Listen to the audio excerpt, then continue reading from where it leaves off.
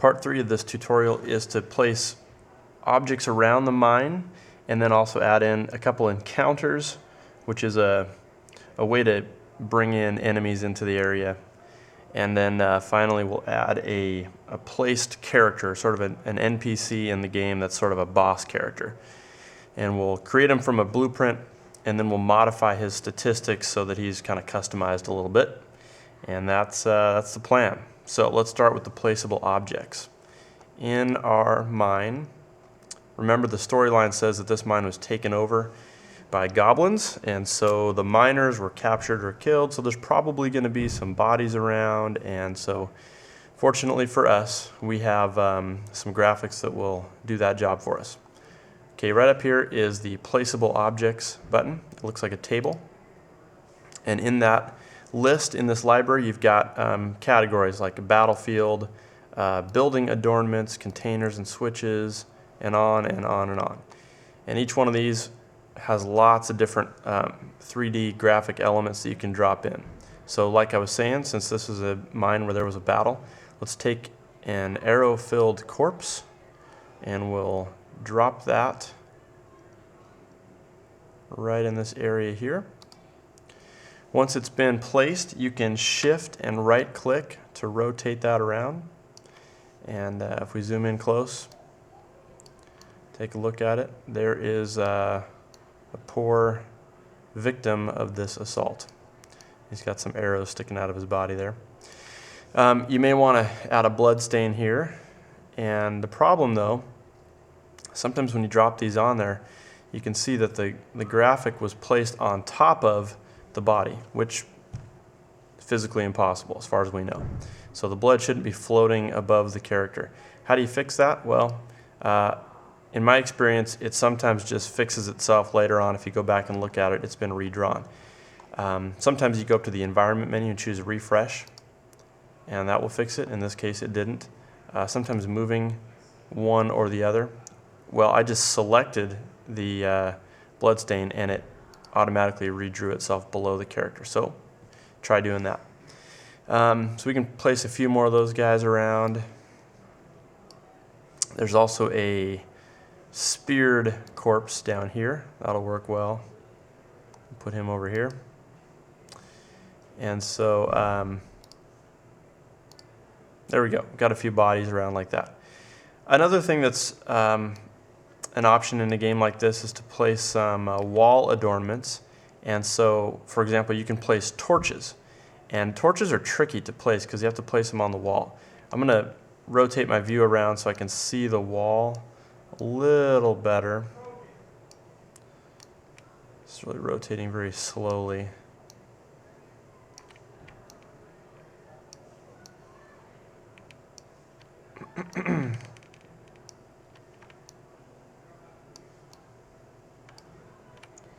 And I'm going to get right in over here near the entrance and zoom in. Okay, I'm going to put a torch here and a torch here. Torches are found in the building adornments category, and you scroll all the way down, and here you'll find 3 torch brackets, and they all have a different look. I'm just going to grab the middle one. And if I place this, you can see it floating there in midair. Obviously we don't want it to be right there, but it's facing the wrong direction if I want it to be out here. It kind of leans out, which means if I put it on the wall, it's going to stick into the wall. So my first step is to rotate it by holding Shift and right clicking, and then rotate it around so it's facing out. Okay, now's the hard part. Now I need to grab it and try to get it to stick to the wall back here. And it's just hard to get these things to slide into place sometimes. Okay, that looks pretty good. It's kind of sticking to the wall. I can see by the arrow that it's up against the wall. But from this view, you may not be accurately seeing what's happening. So you need to zoom in and rotate around and get a better look. And you can see right there, it's not actually on the wall. It's stuck out a little bit. So I'll grab it and try to move it in close to the wall, as close as I can. And okay, I think that looks okay. So we'll try and rotate that around. And that does appear to be stuck to the wall. Okay, once you have your object selected, if you have a hard time clicking on it, you can also click on it from your list over here, so I can click right there and that selects it. Some objects, like torches, you can right click on them and go to initial state, and you can change it to activated or deactivated or destroyed. But activated would mean this torch is lit, and now I've got fire coming out of it. So that's how you place those, and you can place another one of these right over here. That would be a good idea. Okay, I'm going to not do that at the moment. I'm going to move ahead and talk about other placeable objects. We have in this list over here containers and switches, and in this kind of a game, one of the elements of this sort of game kind of universally is finding treasure items around the areas that you're exploring. So you might find a treasure chest or a barrel or a box that you open it up and hey, there's some gold in there, or there's something useful. So we can do that. We've got barrels and we've got chests and crates, and those are the sorts of things we want to place in this area. So I'm going to come over here to the corner. I'm going to come over here to the corner of the room, and right over here I'm going to place a couple of crates. Put one right there, and I'll put a different kind of a crate right here. And this one I'll rotate a little bit so it doesn't look like it was just neatly stacked next to the other one. We'll add a couple of barrels. There's a barrel. I don't like those ones. Maybe a basket. A basket next to it. Okay. So just to populate the area, and when the player comes in, he can click on these and find some randomly generated stuff. And that's, the game will do that automatically. You can customize these things. I can take control of one of these and put in a specific item, like a knife I want the character to have or something like that. But if you just leave them by default, they'll have something random placed inside of them. That's good enough for this one. Okay, so you may want to scatter more of those in different areas of the mine. Same thing with the torches. You may want to put some torches in the hallway. It will change the lighting a little bit. And by the way, you can see lighting effects. I have mine turned off right now, but if you click these buttons up here, you can turn on the area lighting and shadows, and you'll see things like that. But I'm going to leave those off for now. Okay, I think we mentioned this in the last tutorial, but in order to explore this area, you need to put a start location in. You can do that with this button right there. You can just paint a start location wherever you want to. So if your start location was back in the town of Fern, our starting area, if you try to test the game, it'll start you there. And right now there's no way to get from Fern into the mine because we haven't set up the area transitions yet. That'll come later. So if you want to test this area, make sure you paint a starting location at the entrance to the mine. All right, let's talk about encounters. It would be nice when the player comes into this area, if they start to explore the mine, that the goblins who have taken over would attack the character. You'd expect that from mean, nasty monsters. You could place goblins, in and around the area. That's fine. It won't really matter. But there's a second way to create a battle or something like that. If you place the objects, if you place individual monsters all over the mine, those have to be saved, and each one of those, if you were playing this online with friends or people were playing your game together as a group over the internet or a local network, every single one of those characters would have to be downloaded to each computer that was playing. And after a while that can slow things down, and it puts a lot of strain on the server. So what you can do instead is create what's called an encounter, and an encounter is a trigger painted on the ground that when the player crosses it, it tells the computer to generate monsters. And you get to decide what type of monster and how many, but they're not individually kept on record. So that way the server knows the area where they're going to appear, and it just generates them on the fly. It doesn't have to store this stuff in the game data. Let's paint an encounter. The encounter tool is up here, and it looks like two crossed swords. And you click on that, and then you get a list of different types. There's hard, impossible, moderate, normal, very easy. We're going to choose very easy. And again, these are different types of encounters, so you can customize them once you've painted them in place, but these are the default settings. So in the very easy category, we go down to Goblin Group, and if I select Goblin Group, my cursor changes into the paintbrush, and I can paint a polygon shape on the ground. I'm just going to do a long rectangle, and I'm going to paint it from here across, down to here, and when I want to end it, I'll just double click. Okay, this is my encounter trigger, and any character that walks over this will spawn, that will make the trigger happen. It'll fire, and the creatures will be spawned. And this is good. It's in a choke point. The player has to cross this area if they want to explore the rest of the mine. So unless they just walk in, check out the barrels, and then leave, they're going to trigger this.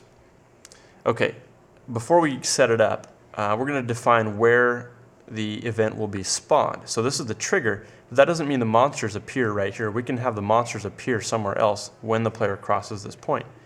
So I'm going to move on up. With this selected, I'm going to right click back here down the hallway, and my mouse context menu says add spawn point. So I select that, and there it is. You'll see it's got a big purple arrow above it, and this is where the monsters will appear. Okay, let's go back to the encounter. You can find it in this list over here as well. Right click and choose properties, and here we can change the settings for this encounter. Let's go ahead and change the difficulty to very easy, and we'll set the minimum creatures to 2. Now what determines whether they get 2 or 8 or somewhere in between is the level of the player's character, or if the player's in a party. So if this game was being played together and there were several people and the characters were level 4 to 5, well, it's probably going to spawn 8 of these very easy goblins. So it scales with the character and their abilities. The point of using encounters is that they scale with the player's abilities. So we'll click OK, and that should work just fine. Okay, you may want to test that, run your character over here and see if it spawns a couple of goblins for you to fight. All right, you can add a second encounter right here and have more goblins spawn in the mine area. I'm not going to do that right now, but I want you guys to do that. Add a trigger right over this entrance and have goblins spawn in the back of the mine shaft area. Okay, up here in the room at the top of the map, we're going to make this kind of the boss area. This is where the story ends, or I'm sorry, not the story, but the mine plot is sort of wrapped up. Up in this area here, we're going to add in a placeable object that will be kind of an altar. Actually, that's literally what it'll be. It'll be an altar. And we're going to place a body on top of that. That's got something to do with the plot. And then we're also going to add in a sort of a boss character here. And so we'll use a standard blueprint from the game, from the library of characters that comes with the game. But we'll take control and customize that character so he's a unique individual. So right in this top area up here, let's go to Placeable Objects. We'll go down to Miscellaneous Interior and then choose one of these altars here. I'm going to grab the third one out. It's kind of a stone block here. And I'll place it right here. And I'm going to rotate it so that it's facing out.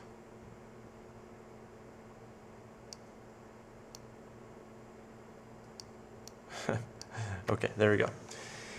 And then next, on top of this altar, we're going to place from the battlefield library, go down until you find the always useful Plague Victim Corpse. And we'll drop that right on top of the altar here. Now, sometimes that may not show up right where you expect it to.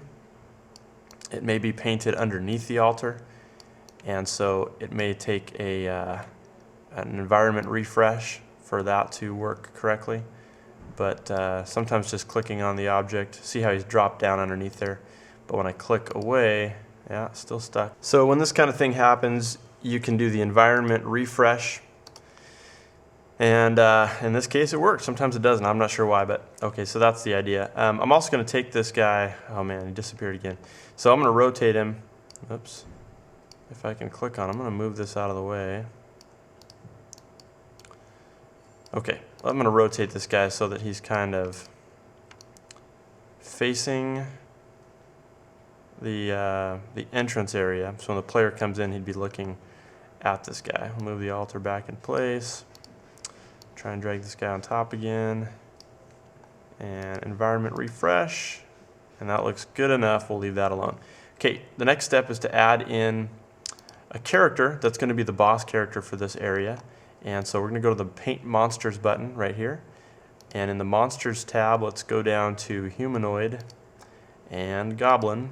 And we're going to use a Goblin Shaman. I was told by a student that it's not pronounced Shaman, it's pronounced Shaman. But I don't really care, so I'm going to say it however I want.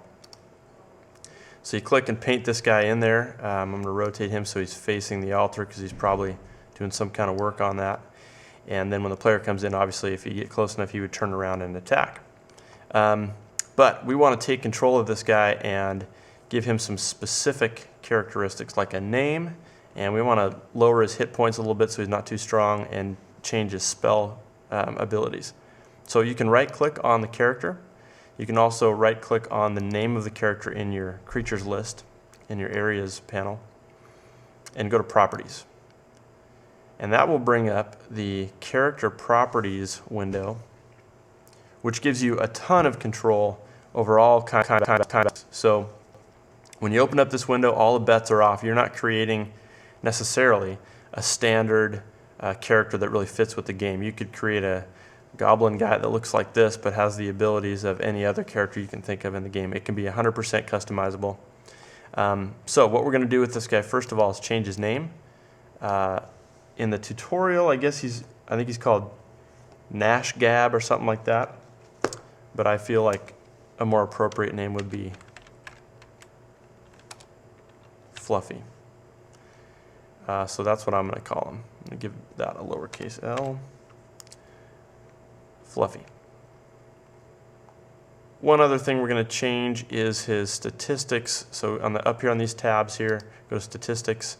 All his ability scores are here, just like any character in the game has these same types of values, but with different numbers in them. I'm going to go down here to the hit points area and change his base hit points from 18 to 10, just to make him a little easier in case this is a level 1 character coming in. By the way, creatures created this way do not scale with the level of the player. So if a level 10 player were to come into this area, this Fluffy character here is still going to have 10 hit points. He's not going to be any more difficult than what you assign right here. So if you do it this way, you got to know kind of what level your players or party that's coming in is going to be at. Okay, the last thing we'll change is the spells. Go to the spells tab. Okay, this can get complicated. There's a lot of stuff that shows up here. What this is telling you is that this character's class, humanoid and cleric, because he's a shaman, gives him some spell abilities, but the humanoid class doesn't show any spells showing up. You don't get any spells for just being humanoid. However, his other class is cleric, and there's a lot of spells available here. Most of them have a 0 next to them, which means they're not prepared. He's not able to use those. But this one here, like the first one on the list, Aid, he has 2 of those prepared. It's a level 2 spell. And you can sort these by name or by spell level or casting level, or you can go to which ones are prepared and scroll down at the bottom of that, and here you can see all the ones that he has prepared. Another way to look at that, I'll go back to sorting by name, is down here it tells you which which spells this character has ready. And so it looks like at level 0 he's got 4 spells called Cure Minor Wounds. So you can use that spell 4 times. At level 1 he's got a couple spells, Doom and Sanctuary, and he has 2 of those prepared each. And then at level 2 he's got a spell called Aid, and he has 2 of those prepared as well. Well, the level 2 spell, it's a little bit much for him to fight a level 1 character. That makes him a little bit too strong. If you click on this and then you hit F1 on the keyboard, it'll bring up a spell description, and you can read all about what it does and how it affects the player and things like that.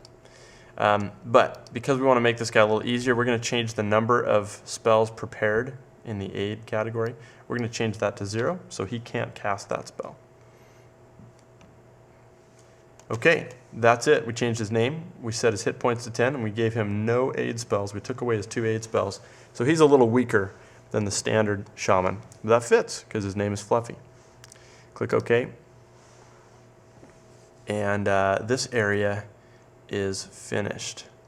So that's good for this section. The next thing we're going to talk about is how to add area transitions and doorways so that we can go from the Fern Village into the Fern Mine and back. And then we'll also talk about how to set up transition graphics so that it shows an appropriate graphic when you move from one area to the other.